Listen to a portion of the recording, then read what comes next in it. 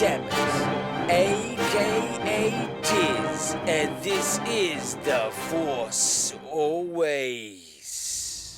Welcome to the show. Let's get on with the Star Wars news. I must admit just quickly, actually before I go on, later on the show there will be a review on the Obi Wan trailer that just came out today. That's right, the Obi Wan trailer review a bit later in the show, but I've also just got to go back to what I just started and I stopped myself and starting again. Last week's show was just the video without sort of intro and outro. I had some, can you believe, technical issues, so I had to keep it a bit raw last week. It's fine, keeping it raw. I like it raw, if you know that song. But anyway, so that's why I was a little bit sort of unedited last week, just pretty much the video. But this week I've sort of had to make do with a new, slightly version of what I usually do. But anyway, if you're really interested, I'm unsure, but it doesn't matter. Anyway, the news is Disney Plus, May 25 is coming up very shortly. We've got Obi Wan Kenobi coming out. It's a limited TV series for exclusive to Disney Plus. Can you believe that? And it is the trailer has launched today. Speaking of Obi Wan Kenobi, we've also got Entertainment Magazine. It's their last issue. That's right, last issue, and gracing the front cover is Ewan McGregor as Obi Wan Kenobi for the TV series, as I've just mentioned, Obi Wan Kenobi. So check that one out. Try and get that one. That will be Collector's Magazine full stop, because this will be the last Entertainment Magazine issue, unfortunately. But yes, it's not really huge in Australia, but it is around. Anyway, so that is pretty much the news for this time around. Let's get into views. Views is my story idea about something with Star Wars, and because we've got Obi Wan Kenobi coming up, the excitement and stuff like that. What I think the central planet should be,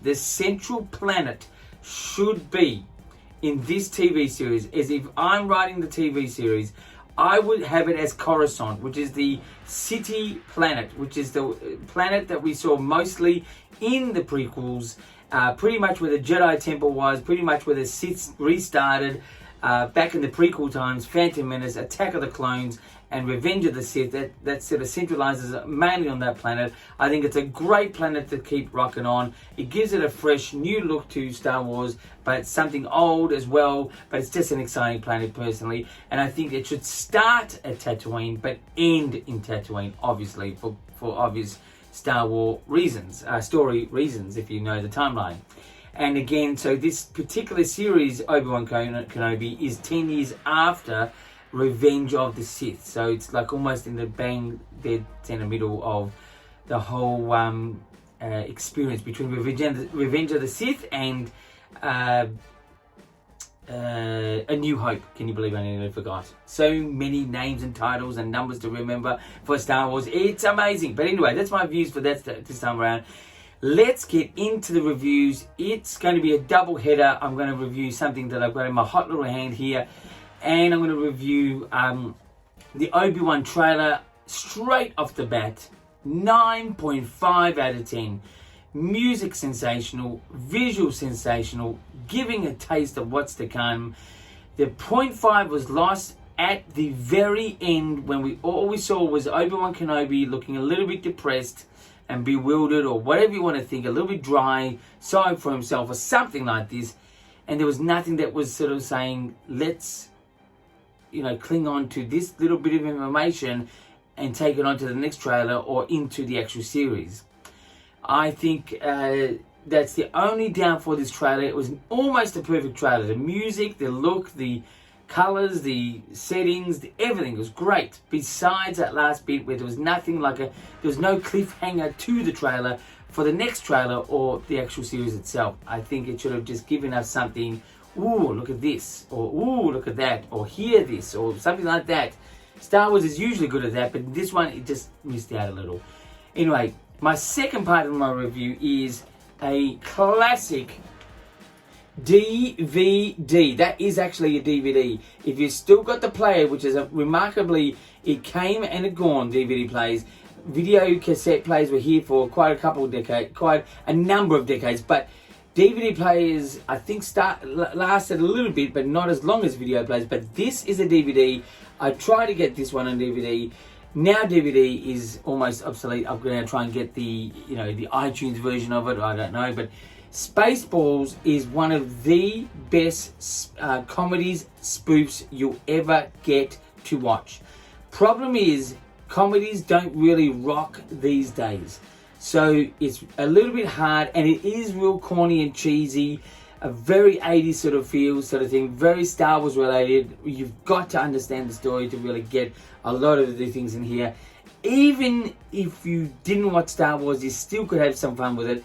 I think this here is a 10 out of 10 comedy movie from the 80s, and it had even the late John Candy in it, a classic actor from the 80s who had passed away, and about more than a decade ago now. But this is a great Star Wars spoof movie, and the star of the show in this one, well, the star of the show is really the whole movie, but Dark Helmet, played by Rick Moranis, classic. He was in Ghostbusters and things like that. He's acting as Dark Helmet, which technically is Darth Vader, in this spoof film. Check it out, Spaceballs. That is a classic. Anyway, that's a 10. Anyway, so that's my review for this time around. Let's get into interviews. What can Star Wars, this is the first question, by the way, what can Star Wars learn what they did in the trailer of Obi Wan Kenobi? What they can learn they did right? They can learn that they had a nice basic trailer with some great visuals, great music, giving the appetite some bit of flavor. So I think that was what they can learn. Second question really does extend from my review, but it's the second question is, what can they not learn and what they did wrong in this trailer, which is, I think, the very last moment they should have had something to lead into something, like a comment or a sound or a visual or something. To, if there has something in this series that's going to sort of bring intrigue, I would have done that. I would have even edited, I would have held off the Inquisitors to almost the end. Like doing that thing, not even have the Inquisitors in the actual trailer and have that Inquisitor rocking the roundabout sort of Darth Maul sort of feel, the lightsaber feel. I would have waited that to the, but at the same time, having the Inquisitors in this particular trailer was very good, but still, that's something that I would have left to the end. Anyway, something like that would have intrigued us even further. Excitement, I think, is pretty strong with the Star Wars community and myself with this one. Anyway, so that's my second question. That is the show this week. Please subscribe to the channel, The Force Always, weekly. And I say sort of weekly, but pretty close to weekly. Star Wars news, views, reviews, and interviews. You just go to The Force Always and press notifications, things like that. And Twitter, you can catch me on Twitter. My details are down below. That's what I'm doing that for. And even Instagram. So check that out. And until next week, my friends, keep rocking.